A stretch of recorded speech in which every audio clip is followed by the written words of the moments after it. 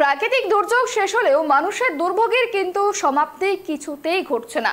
টানা কয়েকদিনের বৃষ্টিপাত আর জলাধারগুলি থেকে অতিরিক্ত ছাড়া জলের কারণে প্লাবিত পশ্চিম মেদিনীপুর জেলার বিস্তীর্ণ এলাকা। এর মধ্যে সবচেয়ে ক্ষতিগ্রস্ত হয়েছে ঘাটাল, চন্দ্রকোনা এবং দাসপুর। শিলাবতী, রূপনারায়ণ, দ্বারকেশ্বর ও ঝুমি নদীগুলির জলে জলমগ্ন বিস্তীর্ণ এলাকা। দুর্দশার সীমা নেই সাধারণ মানুষের। বানভাসী এলাকার মানুষের কাছে নেই পর্যাপ্ত পানীয় জল, নেই পর্যাপ্ত খাবার, বিদ্যুৎ বিচ্ছিন্ন অবস্থায় সাধারণ মানুষ। এই মুহূর্তে যে ছবি আপনাদের সামনে তুলে ধরেছি পশ্চিম মেদিনীপুরের ছবি, সেখানে পশ্চিম মেদিনীপুরের যে বানভাসী এলাকাগুলি তারই ছবি তুলে ধরেছি। জলমগ্ন বিভিন্ন এলাকা, জলের তলায় চলে গিয়েছে বাড়িঘর।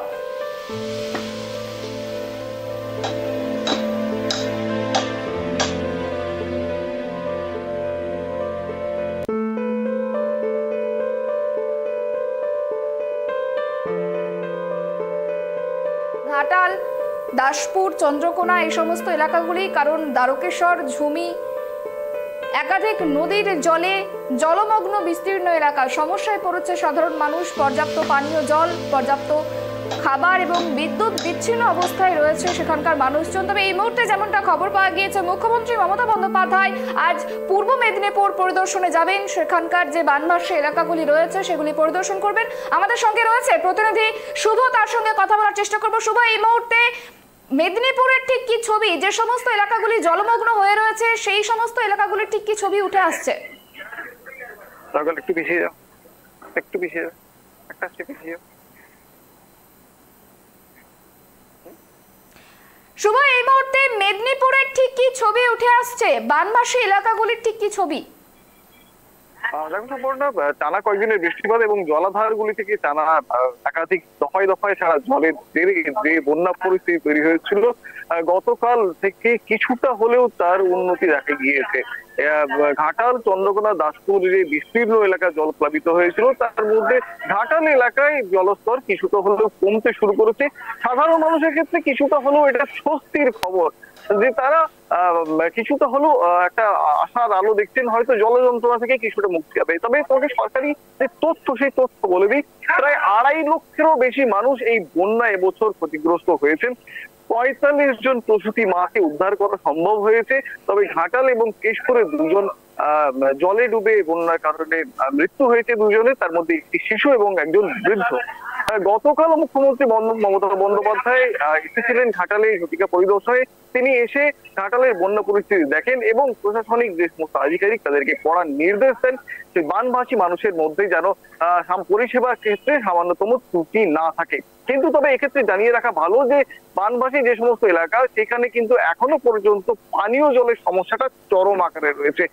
নেই বিদ্যুৎ, আর যার ফলে মোবাইল ফোনের ব্যাটারিতে চার্জ না থাকায় যোগাযোগ বিচ্ছিন্ন। কার্যত দ্বীপের মধ্যে বসবাস করছেন এলাকার মানুষজনরা। খাবারের ক্ষেত্রেও সেই একই সমস্যা, বাজার না থাকার কারণে খাবারের ক্ষেত্রে তাদেরকে অনেকটা সমস্যার সম্মুখীন হতে হচ্ছে। স্থানীয় মানুষদের একাধিকবার যেটা অভিযোগ উঠে এসেছে, পানীয় জল থেকে শুরু করে অন্যান্য যে রিলিফ, সেই রিলিফ তারা সর্বতভাবে তাদের কাছে পৌঁছাচ্ছে না। একেবারে শুভ, দেখো যে তুমি একটু আগে বললে যে পানীয় জলের একটা সমস্যা দেখা দিয়েছে, সেক্ষেত্রে পানীয় জল সরবরাহ কিভাবে করা হচ্ছে এই সমস্ত এলাকাগুলিতে? পানীয় জলের যে সরবরাহ, প্রশাসনের তরফ থেকে পানীয় জলের সরবরাহ প্রায় নেই বললেই চলে। যতটুকু স্থলভাগ রয়েছে সেখানে পৌরসভার যে জলের ট্যাঙ্ক, সেই ট্যাঙ্ক থাকছে। সাধারণ মানুষ যারা বানভাসী এলাকা, তারা কোন রকমের নৌকা পথে এসে স্থলভাগ থেকে সেই জল সংগ্রহ করে নিয়ে যাচ্ছেন। অর্থাৎ তাদের থেকে জল পাওয়ার, প্রশাসনের তরফ থেকে তাদের কাছে জল পৌঁছে দেওয়ার এখনো পর্যন্ত সেরকম কোনো ব্যবস্থা দেখা যায়নি। এই মুহূর্তে আমি একজন বানভাসী এলাকার মানুষকে পেয়ে গেছি। দাদা, বন্যার জল কতটা কমছে, কি হারে কমছে? 1 foot at the rate of 24 hours।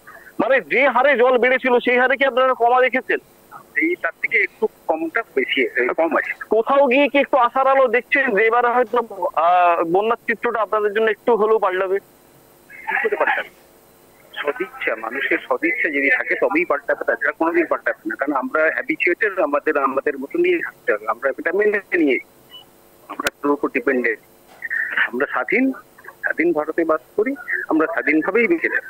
পানীয় জলের ক্ষেত্রে যে সমস্যাটা ছিল, কোথাও গিয়ে একটু রিলিফ হয়েছে? কোনোভাবেই রিলিফ হবে না, কেন এটা প্রথমেই বলেছি, সদিচ্ছা সদিচ্ছা যদি থাকে মানুষের মধ্যে, তবেই সবকিছু সার্ভিস দিতে পারবে, না দিতে পারবে।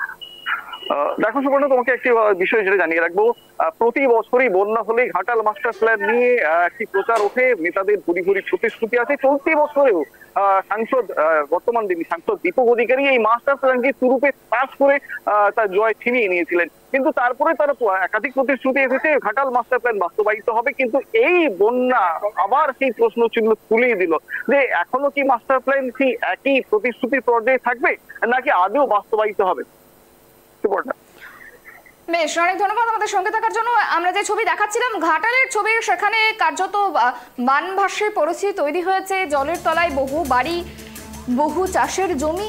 তবে এই যে ঘাটালের বন্যা পরিস্থিতি, সেই বন্যা পরিস্থিতি আবারও একটি প্রশ্ন চিহ্ন তুলে দিয়েছে ঘাটাল মাস্টার প্ল্যানের। কারণ কার্যত আমরা দেখেছিলাম বিগত ইলেকশনেতে বারংবার জনপ্রতিনিধিরা সাধারণ মানুষের কাছে গিয়ে বলেছিলেন যে যদি এইবার তাদেরকে জিতিয়ে দেওয়া হয় সেক্ষেত্রে ঘাটাল মাস্টার প্ল্যান বাস্তবায়িত হবে, কিন্তু এখনো বাস্তবায়িত হয়নি ঘাটাল মাস্টার প্ল্যান। আবারও সমস্যায় রয়েছে সাধারণ মানুষজন, আবারও বন্যা পরিস্থিতি, আবারও দুর্ভোগ। কার্যত এই যে সমস্যায় পড়েছে বানভাসী এলাকার মানুষজন, তাদের মনের মধ্যে আবারও কিন্তু এই ঘাটাল মাস্টার প্ল্যানের যে বিষয়টি, সেই বিষয়টি আবারও প্রশ্নচিহ্ন হয়ে জনপ্রতিনিধিদের কাছে আসছে। তবে এখন দেখার কতদিন পর এই বন্যা পরিস্থিতি থেকে মুক্তি পায় সাধারণ মানুষ। তবে পরিস্থিতি আগের থেকে খানিকটা কমেছে এবং যেমনটা জানা যাচ্ছে যে এই মেদিনীপুরের যে ঘাটালের যে বন্যা পরিস্থিতি, সেই বন্যা পরিস্থিতির মধ্যে সবথেকে বেশি এখন সমস্যার বিষয় হয়ে দাঁড়িয়েছে পানীয় জল। কারণ বন্যা পরিস্থিতির জন্য পানীয় জল সরবরাহ একেবারে বন্ধ হয়ে গিয়েছে, যোগাযোগ বিচ্ছিন্ন হয়ে গিয়েছে, কারণ বিদ্যুৎ পরিষেবা নেই এবং এই সমস্ত কারণগুলোর জন্য কিন্তু কার্যত জেরবার হয়ে রয়েছে ঘাটালের মানুষজন।